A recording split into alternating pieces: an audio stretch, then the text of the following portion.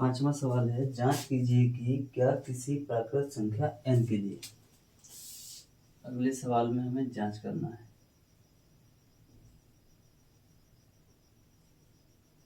जांच कीजिए कि क्या किसी संख्या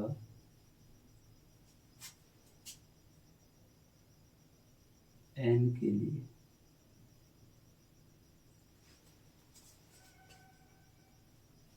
छः n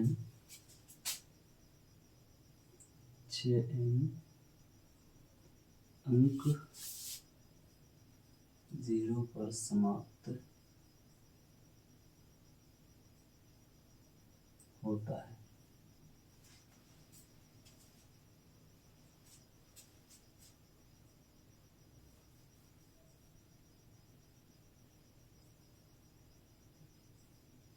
हो सकती है। हमें ये जांच करना है कि कोई संख्या 6n के लिए 0 पर समाप्त हो सकती है या नहीं हो सकती है।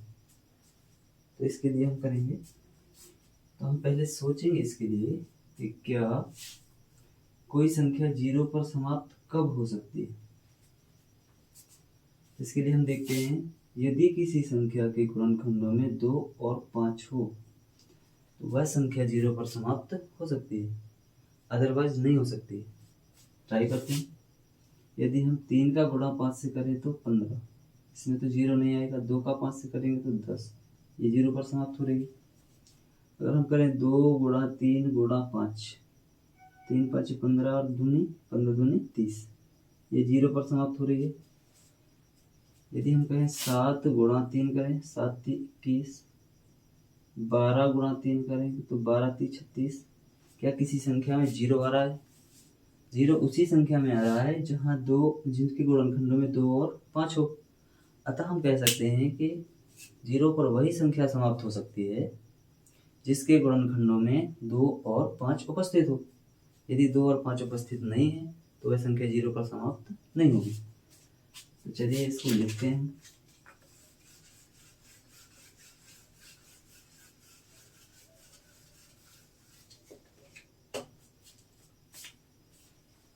हल करेंगे। कोई संख्या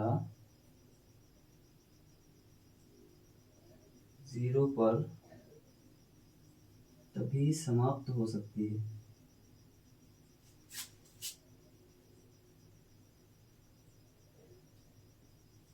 है जब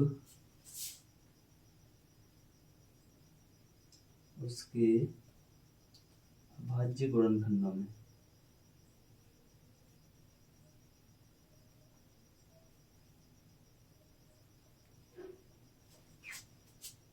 2 और 5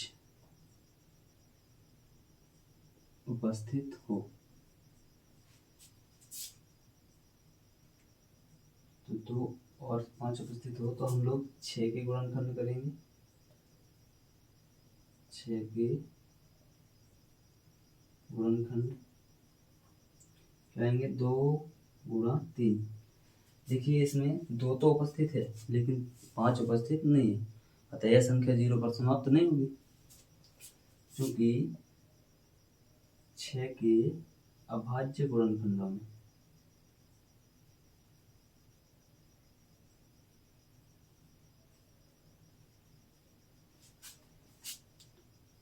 2 है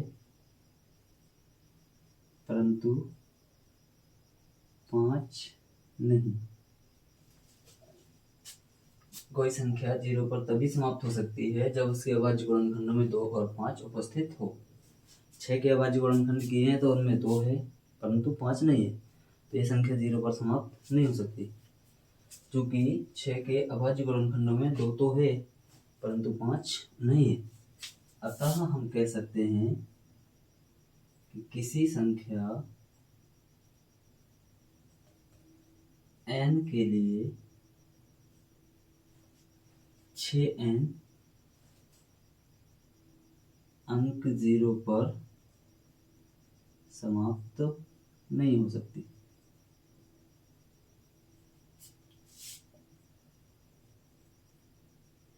नहीं हो सकती है।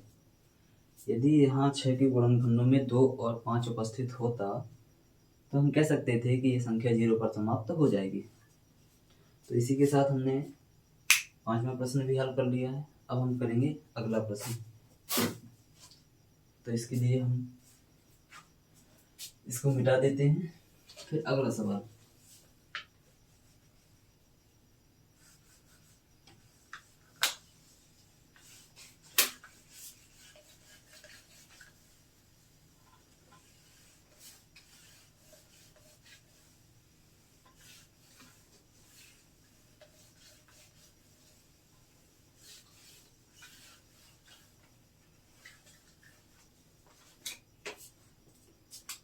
सवाल नंबर 6।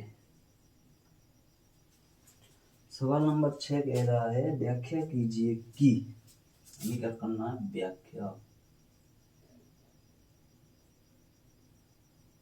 व्याख्या कीजिए कि 7 गुणा 11 गुणा 13 प्लस 13, 7 गुणा 11 गुणा 13 प्लस 13 तथा 7 6 5 4 3 2 1, 7 गुणा 6 गुणा 5 गुणा 4 गुणा 3 गुणा 2 गुणा 1 प्लस 5। हमें व्याख्या करना है कि ये संख्याएं भाज्य संख्याएं क्यों हैं।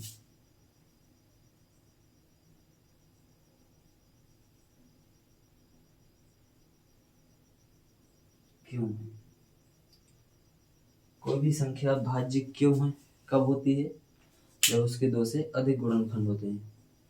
अभी तो ये संख्या हम लोग इसको हल करेंगे किस प्रकार से। हम यदि इसको दिखा दें कि इसके 2 से अधिक गुणनखंड है तो हम कह सकते हैं कि ये संख्या भाज्य होगी। तो चलिए हल करते हैं। तो लिखेंगे 7 गुणा 11 गुणा 13 प्लस 13 तथा दूसरी संख्या है 7 गुणा 6 गुणा 5 गुणा 4 गुणा 3 गुणा 2 गुणा 1 प्लस 5। इसको हल करते हैं। यदि हमने इसके 2 से अधिक गुणनखंड सिद्ध कर दिए तो हम कह सकेंगे कि ये संख्याएं भाज्य हैं। तो करते हैं। तो 13 दो जगह, यहाँ और यहाँ 13 दोनों तरफ है, तो हम यहाँ से 13 को उभयनिष्ठ लेंगे, बचा गया 7 गुणा 13 गुणा 1 और प्लस 1, क्योंकि यहाँ से 13 बाहर आ गया और यहाँ से भी 13 बाहर आ गया, तथा 7 6 5 4 इनमें से क्या कॉमन आ सकता है, 5 और 5 दोनों जगह से 5 कॉमन लेंगे तो 7 गुणा 6 गुणा 1 गुणा 4 गुणा 3 गुणा 2 गुणा 1 प्लस 1, ये बचा। आगे बढ़े तो यहाँ आ गया 13 कोष्टक 11 7 77, 77 और 1 जोड़ेंगे तो आएगा 78 तथा यहाँ 5 77 प्लस 1 लिख लें, इसको भी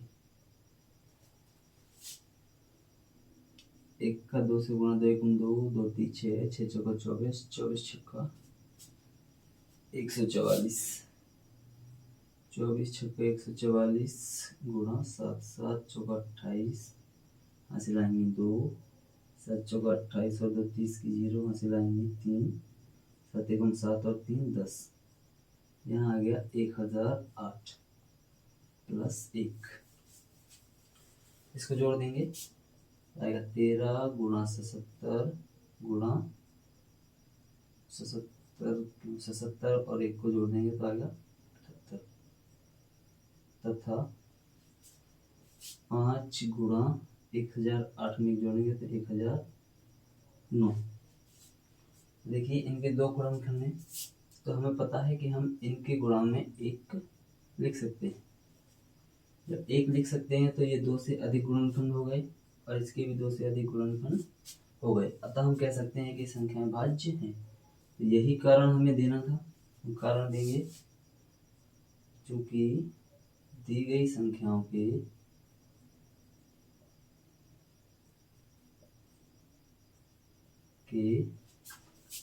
2 से अधिक गुणनखंड है।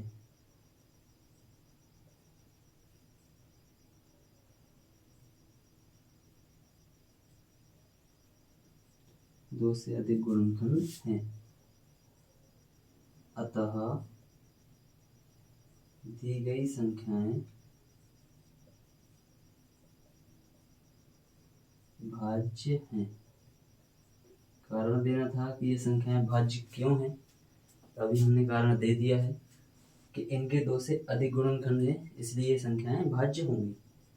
अगला और लास्ट सवाल होगा इसका, इस प्रश्नावली का, क्योंकि हम 5-6 सवालों को हल कर चुके हैं। इसका स्क्रीनशॉट ले लीजिए।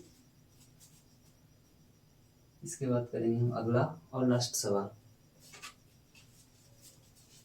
तो इसको मिटा देते हैं।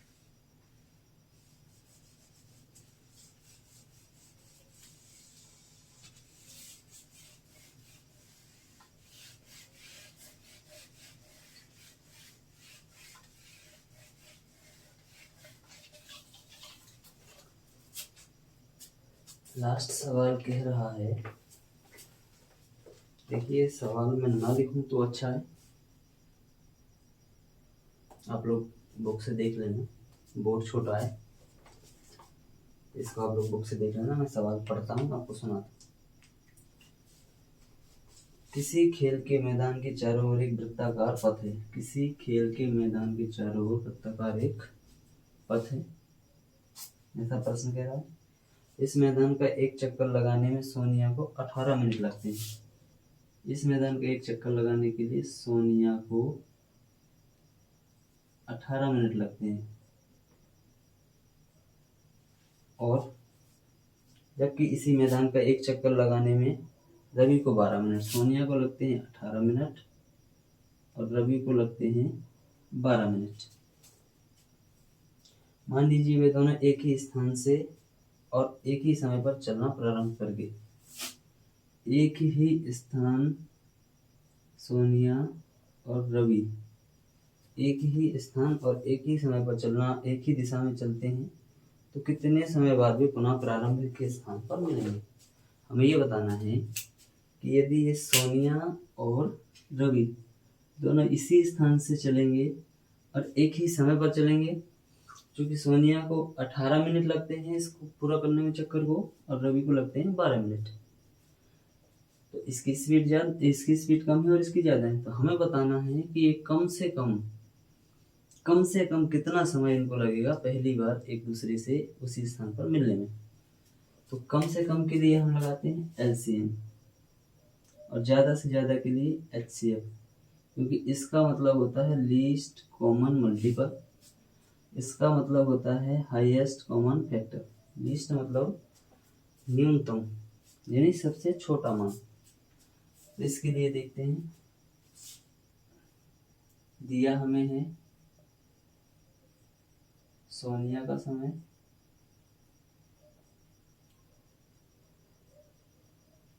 सोनिया का समय कितना है 18 मिनट, और रवि का समय कितना है, रवि का समय हमें दिया हुआ है 12 मिनट। हम इसका निकालेंगे एलसीएम। एलसीएम करने पर तो 18 और 12 का कर देंगे एलसीएम, 2 से काटेंगे 2 9 में 18 और 2 6 12, 2 से काटेंगे तो 9 नहीं कटेगा और 2 3 6, 3 3 का 9, 3 एकम 3, 3 से काटेंगे तो 3 एकम 3 और 1, तो एलसीएम क्या होगा 2 की घात 2 गुणा 3 की घात 2, तो 2 दूना 4 और 3 तिरका 9, तो 9 चौका 36। इसका मतलब है 36 मिनट बाद वो एक दूसरे से पुनः उसी स्थान प्रारंभिक स्थान पर मिलेंगे। अतः सोनिया और और रवि। कितने मिनट बाद? 36 मिनट बाद पुनः अपने प्रारंभिक स्थान पर मिलेंगे।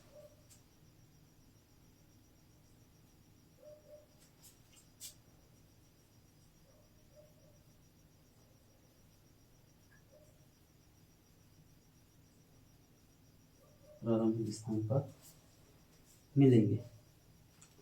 तो इसी प्रश्न के साथ हमारी प्रश्नावली होती है समाप्त। इसी के साथ आप सभी को जय हिंद, जय भारत, जय बुंदेलखंड।